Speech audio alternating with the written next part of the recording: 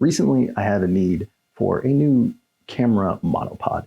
I've been trying to transition to video a little bit, and I found that I'm not good at hand holding, and a tripod is a bit limiting. Now, I do have a gimbal, but to be honest, using a gimbal to film yourself, not really useful. Maybe mobile, but nothing in the full-frame camera space has sort of the functionality that I need. So I decided to pick up a monopod. Now, fortunately, Prime's preview day was recently, and I was able to get this. This is the iFootage Cobra 2 Strike. It's a pretty interesting monopod. You've probably seen it everywhere. It's got this cool little functionality. That's really neat. I saw that and I was like, that's actually super useful. It'll help me set up and film faster. Of course, this was on sale. It was a great price. I think it came in at $130, nothing major. Actually, really economically priced, truthfully. And I love it. There's just one problem, I think, and that is this was also on sale. This is the Avella CD324, and this came as a kit. It came with the feet, came with a cheaper, I can't even really say cheaper, it came with a basic video head, a good beginner video head, something that would be useful for me to film myself. Also much more useful if I'm filming someone else and I need a bit of movement in the shot. And this was on sale for $90. Now, there's a huge discrepancy between the two. As you can see, they're different materials, different companies. The Avella is carbon fiber, does have nice, much nicer feet. I'll get to that in a minute. And it does, like I said, come as a kit for 90 bucks. Such huge value.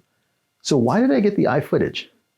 Well, I can't say that the build quality on the iFootage is unmatched. It's actually really good. All the materials on here feel like they'll last for years.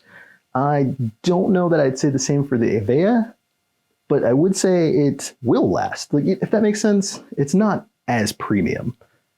But there's a couple of usability differences that make me think I'm probably going to keep this one over the iFootage. And that main difference is, once again, these feet. The feet on the Avella are massive. I want to say they come in at 7.5 inches, and that's not bad for holding up a monopod. Doesn't really require anything. I can set it up, I can set my camera on it, and I can use it like I'm using this to film myself. Now, the iFootage has a little bit stubbier feet. They're definitely not the same length. They're about 1.5 inches shorter. Also, the downfall for the iFootage in terms of usability is this. This base has a ball head. Unfortunately, there is no positive lock to make sure that your monopod is straight up and down. It kind of has the ability to move a little bit. Or there's no markers or no notch where you feel it just kind of like click into place. Nothing. It's just a standard ball head like you would use on your camera. The cool thing about your camera is most of them have a level, so you can see if your camera's level. Monopod doesn't really have that.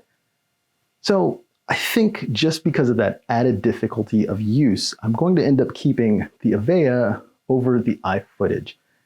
Having to do a couple extra steps every setup kind of negates the quickness of this part.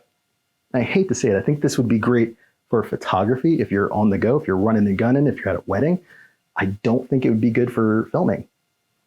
Those are my 2 cents. Let me know what you think.